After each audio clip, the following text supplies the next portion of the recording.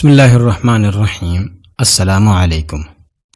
Jeddah airport پر بیٹھا ہوا منیر احمد اپنی فلائٹ کا انتظار کر رہا تھا، جبکہ اس کے ساتھ اس کا ہم وطن دوسرا مصری حاجی عبدالباری بھی بیٹھا ہوا تھا۔ دونوں حج کے مناسک ادا کرنے کے بعد وطن واپس جانے کے لیے حاجیوں میں شامل تھے۔ اچانک منیر احمد کے ساتھ بیٹھے حاجی عبدالباری نے ایک لمبی سی سانس لی اور اپنا تعارف کرایا کہ میں بزنس مین ہوں اور الحمدللہ یہ میرا 10واں حج ہے۔ اللہ پاک کا میرے اوپر بڑا فضل ہے اور میں سمجھتا ہوں کہ ہر حج کے بعد مجھے رب کے زیادہ قریب ہونے کا موقع ملا ہے۔ اس کے بعد اس نے سوالیہ نظروں سے منیر احمد کی طرف دیکھا، گویا جواباً اس کے تعارف کا منتظر ہو۔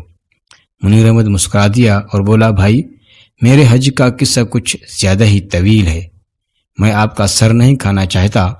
تو حاجی عبدالباری نے کہا، کوئی بات نہیں، ہم یہاں انتظار کے سوا کچھ کر نہیں رہے، آپ اپنی بات سنائیں۔ منیر احمد خیالوں میں کھو گیا، گویا فیصلہ نہ کر پا رہا ہو کہ اپنی کہانی کو کہاں سے شروع کرے۔ اس نے کہانی کچھ یوں شروع کی، میرے بھائی میں ایک پرائیویٹ ہسپتال میں فزیو تھراپسٹ ہوں۔ میں نے 30 سال اپنی تنخواہ میں سے تھوڑی تھوڑی رقم کٹوا کر حج کی تیاری کی۔ اس سال میرے حج کے اخراجات پورے ہو گئے تھے، جنہیں میں ہسپتال کے فائنانس ڈپارٹمنٹ سے لے کر نکلا تھا کہ ایک خاتون کو دیکھا جس کا بیٹا ایکسیڈنٹ میں تقریباً معذور ہو گیا تھا، مگر پچھلے 6 مہینے میں انتھک محنت اور پیار و شفقت کی وجہ سے وہ 50% ٹھیک ہو گیا تھا، جبکہ امید تھی کہ مزید 6 ماہ کے بعد وہ مکمل صحت یاب ہو جائے گا۔ اس خاتون نے مجھے سلام کیا اور بجھے ہوئے لہجے میں بتایا کہ وہ لوگ اسپتال چھوڑ کر جا رہے ہیں، شاید آپ سے پھر ہماری ملاقات نہ ہو، لہٰذا میں آپ کو ڈھونڈ رہی تھی۔ میں حیران ہوا، مجھے لگا جیسے وہ میرے علاج سے مطمئن نہ ہو۔ میں نے پوچھا، کیا آپ میرے طریقہ علاج سے مطمئن نہیں ہیں؟ خاتون نے روتے ہوئے کہا، نہیں ڈاکٹر صاحب، ایسی بات نہیں ہے، آپ نے تو بچے کو ڈاکٹر کی بجائے باپ بن کر سنبھالا ہے، میرا تو رواں رواں آپ کو دعائیں دیتا ہے۔ آپ نے میرے بچے میں نہ صرف جینے کی جوت لگا دی بلکہ اپنی ڈیوٹی سے ہٹ کر اس کو وزٹ کیا اور تحفے تحائف بھی دیے، جس کے لیے ہم میاں بیوی آپ کے بہت شکر گزار ہیں۔ میں نے حیرانی سے پوچھا کہ پھر آپ اسپتال چھوڑ کر کیوں جا رہی ہیں؟ مگر وہ میری بات کا جواب دیے بغیر مریض کے کمرے کی طرف چل دیے۔ میں سیدھا ایڈمن آفس کی طرف گیا اور بچے کا کمرہ نمبر بتا کر پوچھا کہ یہ لوگ اسپتال کیوں چھوڑ رہے ہیں۔ وہ چھوڑ نہیں رہے بلکہ ان کو کمرہ خالی کرنے کا نوٹس دیا گیا ہے۔ لڑکے کا والد جاب سے فارغ کر دیا گیا ہے، جس کی وجہ سے وہ لوگ اسپتال کے چارجز دینے کے قابل نہیں، لہٰذا ان کو کمرہ خالی کرنے کے لیے کہہ دیا گیا ہے۔ میں وہاں سے مینیجر صاحب کے آفس میں گیا اور ان سے درخواست کی کہ بچے کا علاج جاری رکھنے کی اجازت دی جائے، مگر میری بات ابھی پوری بھی نہیں ہوئی تھی کہ مینیجر نے نہایت ڈھٹائی سے کہا کہ منیر احمد، یہ ایک پرائیویٹ ہسپتال ہے، کوئی چیریٹی ادارہ نہیں ہے، یہاں وہی علاج کرا سکتا ہے جو اخراجات کی سکت رکھتا ہے۔ مینیجر کا 2 ٹوک جواب سن کر جو ہی میں مڑا تو میرا دایاں ہاتھ میری جیب سے ٹکرایا جس میں میرے حج کے پیسے رکھے ہوئے تھے۔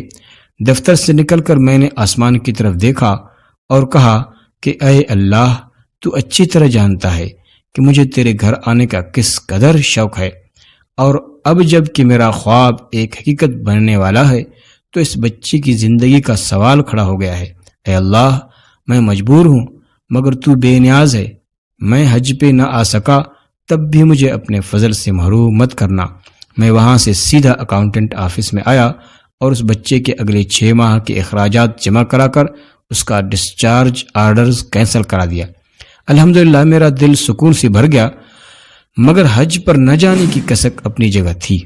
عبدالباری نے بے چینی سے سوال کیا، پھر آپ نے جب اپنے حج کے اخراجات اس عورت کے بچے کے علاج کے لیے دیے، آپ حج پر کیسے آ گئے؟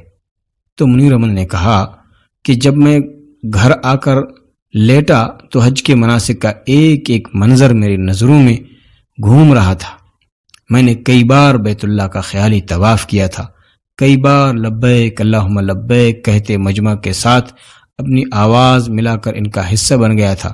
پتہ نہیں کب میرے آنسو بہنا شروع ہو گئے اور میں بہتے آنسوؤں کے ساتھ ہی سو گیا۔ تو میں نے خواب میں دیکھا کہ میں بیت اللہ کا طواف کر رہا ہوں اور لوگ مجھے میرا نام لے لے کر حج کی قبولیت کی بشارتیں دے رہے ہیں، اور وہ کہہ رہے ہیں، اے منیر احمد، اللہ نے تیرا حج قبول کر لیا، تو نے زمین سے پہلے آسمان پر حج کیا ہے، میرے حج کی قبولیت کے لیے بھی دعا کرو۔ میں اسی کیفیت میں تھا کہ فون کی گھنٹی نے مجھے جگا دیا۔ فون پر اسپتال کا مینیجر تھا جو کہہ رہا تھا کہ اسپتال کا مالک حج پر جا رہا ہے، وہ اپنے خاص معالج کے بغیر کبھی نہیں جاتا، مگر اس دفعہ اس کے مالک کی بیوی شدید بیمار ہو گئی ہے، وہ بیوی کو اس حال میں چھوڑ کر باس کے ساتھ حج پر نہیں جا سکتا، لہذا آپ کو ان کے ساتھ بھیجنے کا فیصلہ کیا گیا ہے۔ آپ اپنے ضروری کاغذات ایڈمن آفس پہنچا دیں۔ میں نے سب سے پہلے تو شکرانے کی نفل ادا کیے، پھر کاغذات آفس والوں کے حوالے کیے۔ یوں اللہ پاک نے مجھے اپنے گھر بلانے کا انتظام کر دیا۔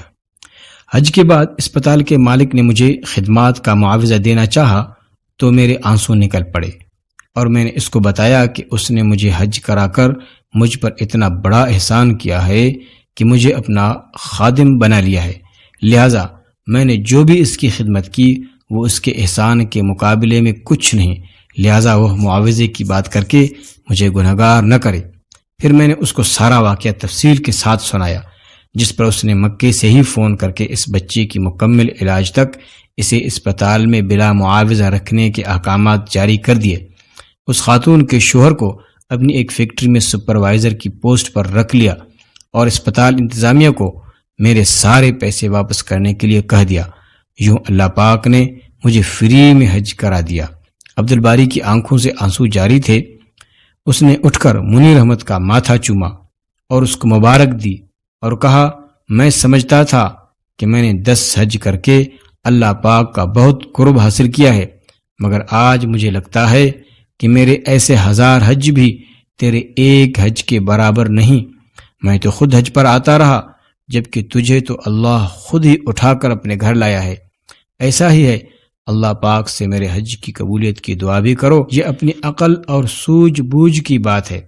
اگر حاجی عبدالباری کی جگہ اور کوئی کم عقل ہوتا تو وہ یہ سمجھتا بھی اور منیر احمد سے کہتا بھی کہ بھائی میں نے 10 حج کیے ہیں، ہر دفعہ میرا حج قبول ہوتا ہے، تبھی تو اللہ تعالیٰ مجھے بلاتا ہے، اور تیرا تو ابھی صرف ایک حج ہوا ہے، اس لیے میں تجھ سے زیادہ اللہ کے قریب ہوں، کیونکہ مجھے اللہ نے اپنے گھر 10 بار بلایا ہے۔ لیکن یہ معاملات ایک اللہ والا بہتر سمجھتا ہے، جس کے اندر عاجزی کوٹ کوٹ کے بھری ہو۔ کبھی بھی اپنی تعداد پہ مت جاؤ، کیا پتہ ایک بندے نے 50 حج کیے ہیں اور اس کی نسبت صرف ایک بندے نے خالی عمرہ ہی کیا ہو تو وہ اس کے 50 حج پہ بھاری ہو۔ یہ اللہ تعالیٰ کے انسانوں پر احسان ہے، جبکہ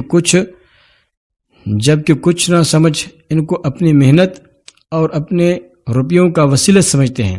ایسا ہرگز نہیں ہے، وہ بنا خدا کے گھر دیکھے بھی اس کا قرب حاصل کر سکتا ہے۔ یہ جملہ انتہائی حسین ہے کہ اللہ تعالیٰ تمہارے حج میں برکت دے۔